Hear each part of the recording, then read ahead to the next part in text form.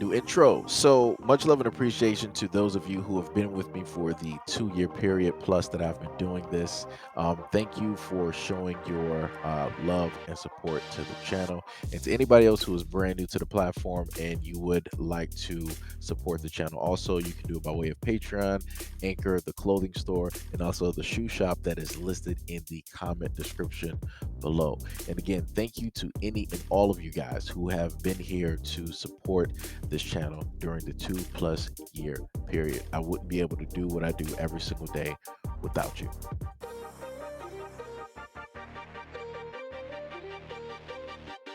Hear me clearly.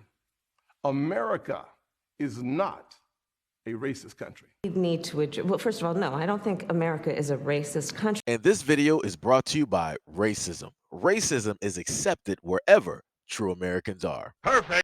Call cops! 911 now! Victor, get my wallet! Call cops! Call cops! Call them! 911! For what? 485! Call cops! Are you okay? Call cops! Stupid son. Call a fucking cop! Call a cop! Call a cop! 4851 Del Monte Avenue! He spit on me and hit me for no reason. A few moments later. This is what we have so far.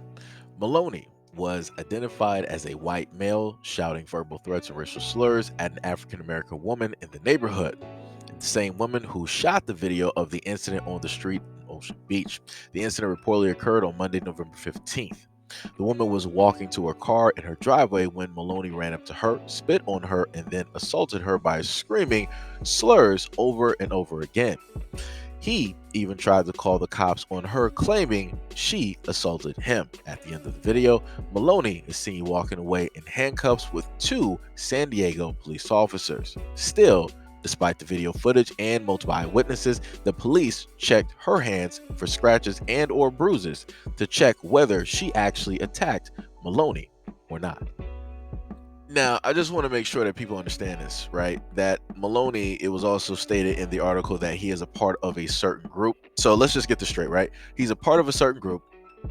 He's technically a minority amongst the majority, and he's also racist. Let that sink in. Just let that sink in. So this should further go to show a lot of individuals and a lot of people out there that no matter if a individual like Malonry appears to be or states that he is a part of a minority group, it doesn't mean that he's not racist or it makes him any less racist. Like I said before, he can be whatever he wants to be and he's still going to be what he is at his core. And that was clearly shown at this moment in time. You clearly heard him verbally, right, going at her with a lot of these expletives and a lot of these words that he was using, dancing around and prancing and yelling out his name and telling her over and over again to call the police, call the police, and call the police, and then lying on her and stating that, yeah, she's the one that came after me. See how that works? See how that works? But like I said before, black women, where are all of the people that's supposed to be supporting you? Right? Because you know, a lot of them say, right, that black men don't support black women, right? So if we're not there to protect you, if we're not there to support you, if we're not there to be that defense, where are all of those other groups that you say continuously online and on YouTube videos, Twitter feeds, IG, where are all of those groups of men to come out there and to speak out for you when things like this specifically happen? Where is the feminist movement to come out and specifically speak for black women and to give them some type of shelter or an umbrella whenever stuff like this starts raining down on them? Where is the Me Too movement whenever things like this transpires so that they can specifically go after men like this who initially have power, who initially oppress women, and take him down and make sure that he doesn't have a job? Where are all of these groups at that supposedly you are a part of, that specifically care about you, that specifically love you? Let me know, show me. Because whenever I happen to do videos, whenever I happen to showcase this, I never see any of these individuals specifically speaking and trying to protect black women.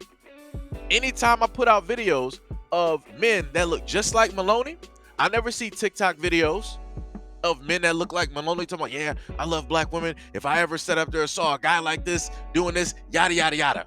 If I ever saw this in front of me, yada, yada, yada. Matter of fact, let me show you a video example, yada, yada, yada. Facebook post, yada, yada, yada. You never see that. It's always the main, oh, you know, I love black women, you know, they look good, I like their skin, I like the smell of their hair and all this. And then black women start cheesing. They act like they've never received compliments like this ever in their life. It's the most baffling and confusing thing that I've ever seen in my life. And if you don't believe me, go on Twitter, go on IG, go on YouTube, go wherever. Videos or memes or images are possibly posted, and I promise you, you will sit up there and see these things, even without you having to search for them. Sometimes they'll just so happen to show up in your feed, but like they're there. And like I said before, none of those guys who look like Maloney, I've never seen them on TikTok outwardly despising, calling this stuff out, making examples, and going directly after men like him every single time they do stuff like this. I've never seen it. But yet, for those black women out there, they say that every other group of men love black women so much more. Like I said, I'm still waiting on that one.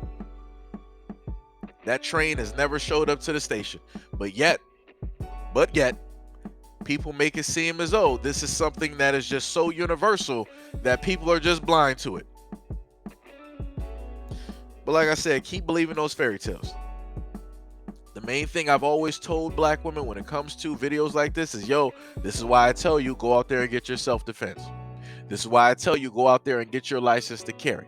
This is why I tell you to go out there and get some protection and firearm training and different things like that. And also take your girlfriends, or if you have a daughter or a niece, somebody that is of age to be able to go to any of these ranges, take them to those classes as well. Stop spending money on nails, stop spending money on hair, stop spending money on dresses and all this other stuff that's not going to add any type of value or protection or defense to your life, and do so. Just go out there. That's all you got to do. Make it a girls' night, make it a fun trip, do all of that. And then after you're done with that, guess what? You can go back to spending money to whatever it is that you want to do. Why? Because you have that initial knowledge and that protection. And then on top of that, just in case other women in your community who look just like you don't have the information, guess what? Now that you have the knowledge, you can go out there and sit up there and teach other women in your family. You can teach coworkers, you can teach friends, you can teach your friends' family, you can also teach little girls. You know how much power that is? You know how much knowledge and wealth that you just instilled into a lot of these women? Like I said before, people always ask, yo, Seiji, what value are you exactly giving to the black community? I'm telling you right here, the same things that I've still been saying for years. But yet it seems like it falls on deaf ears whenever I happen to bring these things up, because people just want to ignore it and look over any positive things that I got to say. And they just want to focus on the negative things because I guess the shoe fits. Well, if the shoe fits, start walking. Start walking and make sure you lace them bad boys up tight as possible, because obviously, my guy, they are your size. And like I said, to a lot of those other women that always be talking about, well, you know, this wouldn't be happening if black men would protect us. How is it possible that if a black woman who is single and independent, doing her own and all of this other stuff, you mean to tell me if she moves into a town or a city that is 99% other than her, that magically black men are supposed to follow her into an 18-wheeler and just be outside of her house just waiting 365 days a year? We're just supposed to be waiting for something to pop off? Nah, that don't make sense. That don't make sense. Superman does not exist. That Jimmy is not wearing a watch where we as black men can sit up there and hear that across America and just whoop, we're there. Let's take him down. That's not how this works, Lois. That's not how this works. Like I said, people don't even understand. You're not going to make it seem like you're independent and you can do everything all by yourself, but yet you're still the damsel in distress. That is not how this works. Like I told people before, you got two choices out here in life. You can either be Clark Kent or you can sit up here and be Superman. You're not about to be both. You're not, because you're going to compromise your position one way or another, trying to sit up there and be both. It's not happening. Like I said, you've never seen Clark Kent and Superman in the same room. You never seen Batman and Bruce Wayne in the same. It just don't work like that. You never seen Virgil Hawkins and Static Shock in the same room. It just don't work like that. Like I said, you never seen the Teens of Angel Grove and the Power Rangers in the same room. It doesn't work like that. I don't know how many examples I have to sit up here and give for that to literally make sense. But obviously, yo, you got some people that's just stupid out here. Clear cut. Like I said, if you want a lot of these things to sit up here and stop, go out there, stop spending money recklessly, start actually investing in yourself, and start getting some self-defense training, some hand-to-hand combat, and also go to spend money and get that firearms training. Go procure your firearms license. Go do that. It's real easy to do. If you can spend $1,200 here, $100 here, $280, all of that, you can sit up there and get all of that training and you'll be good. You'll be the baddest one walking down the street and you'll be wishing for somebody. You will be wishing for somebody to try you because you prepared. Anyway, that's enough talking. It's falling on deaf ears anyway. But anyways, let me know what y'all think about this video and everything that I stated in the comment description below. And as always, peace, love, and stay tuned for the next video.